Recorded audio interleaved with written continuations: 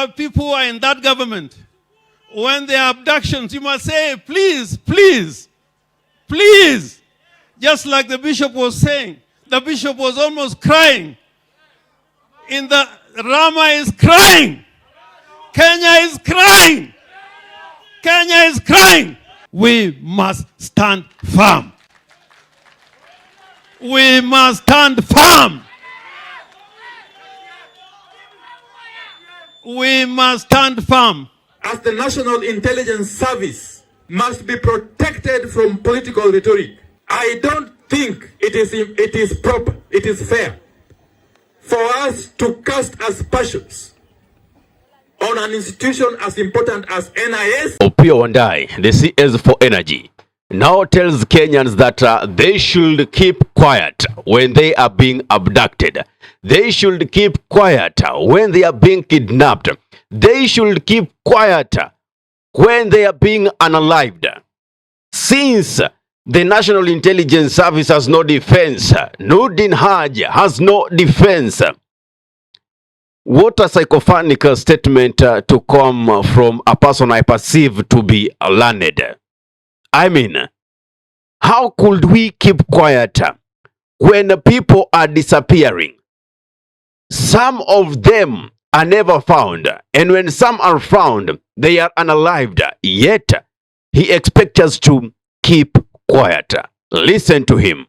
As the National Intelligence Service must be protected from political rhetoric, I don't think it is proper, it is fair for us to cast aspersions on an institution as important as NIS and on a public officer who has got no defense like Mr. Nurdin Haji. If you have got our issues, please let's keep off these institutions that safeguard our national integrity, that safeguard our national security. Let us cushion them from cheap politics. Well, Opiyo Wandayi, if you are still in the same ODM party with James Agri Bob Orengo, who is the governor of Siaya County, maybe he just has some answers for you with regards to your statement. But this time we made a constitution that makes Kenya a country where the centrality of human rights is fundamental, more than anything else. More than anything else. So, for this, we should not make apologies. We should not make apologies for standing for the Constitution, for standing with the law. I put it firmly that to help Kenya be a better place, we must live by the Constitution and by the rule of law. In that space, we have no alternative. No alternative. And that is very normal in government. When there's too much sycophancy, people lose sight of the fundamentals. Constitutions are never suspended. The law can never be suspended. You must always live by the dictates of the Constitution.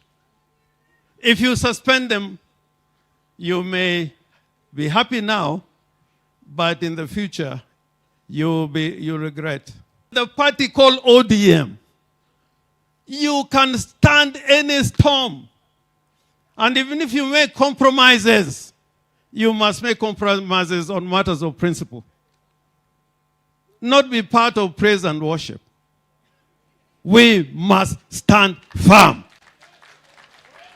We must stand firm. We must stand firm.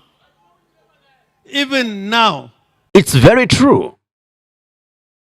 Like, I retaliate James Orengo's statements when he says the regimes that have been there have been abducting people and denying. For instance, during Uhuru Muigai Kenyatta's regime, people were being abducted, unalived, and thrown into Rivala. Bodies were being found in Rivala. And when the term came to an end, there were no more bodies. Yet, you muzzle us, you don't want us to give our mind. You don't want us to give our thoughts to condemn whatever is happening. I mean, remember, the sovereign power resides with the people. These systems, we are the ones who have put them there. Therefore, we dictate terms as the nationals. So you cannot come and tell us we should not speak. No, it doesn't go that way.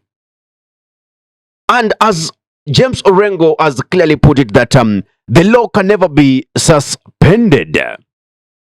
We have to live by the dictates of the Constitution. We really have to. So, Mr. Opiyo Wandayi, I hope you really get this point. I must say, in the previous government that just retired, we used to have people killed and thrown into River Yala. And if that government was saying they didn't do it, strangely, when that government left, the bodies that we used to see in Yala, there were no more. There were no more bodies in Yala. And I can attest to that. If you go to the Yala hospital, there were many bodies of unidentified Kenyans from all over Kenya, killed and thrown into the river. At least James Orengo has always been on the front line to fight for injustice. You know, he's always been the front line to condemn the abductions that have been happening. While, you know, ODM and Ruto's regime sycophants have always been, you know, dancing to the tune of the government. As if you have suspended your brains and somebody else is remote controlling you. I mean, aren't you able to see the atrocities committed towards the citizenry by this Ruto's regime? But our people who are in that government, when there are abductions, you must say, please, please, please. Just like the bishop was saying, the bishop was almost crying. In the Rama is crying. Kenya is crying. Kenya is crying. That we must stop abductions. We must stop extrajudicial killing so that we can build a truly democratic republic. The question we should all ask ourselves as a nation is what legacy are we leaving behind? When the future generation will be asking, you saw this happening, what did you do? What will your response be? So on my part, I want my conscience to be clear. I want my conscience to be clear that when there were abductions, at least in a public place, I said no to abductions. Mutahi Kahiga, Nyeri County Governor, tells Deputy Kithure Kindiki to stop being threatened and being remote controlled by Ruto's cronies by telling him not to visit Mount Kenya, not to visit Tharaka Nithi, since he's never stepped foot there since he was elevated to that position of a deputy president. He's being threatened. If you go, we shall do this. If you do this, we shall do this. He's not telling him to stand up and act like a man. As it is a tissue, he is the deputy president of Kenya. Yeah, wanamwambia sijui nini. What? Hapana. Canada. He is now the president of Kenya. Asiwe ati anasukumwa hivi. Mudhomi asimame atuambie alikuja Tharaka Nithi lini. Hawezi kanyaga sababu anaambiwa ati akienda atatolewa. Si atolewe. You get my point? He must start with us. Give us your take in the comment section below. If you're watching from our YouTube channel, kindly subscribe and press notification button so anytime that we are live or we upload content of this nature, you'll be the very first person to be notified. Ahmed Khalif is my name for the Unscripted Talks here in Durb Radio. Assalamu alaikum wa rahmatullahi wa barakatuhu. Kwa timba kali za Afrika, Durb Radio ndio mpango mzima.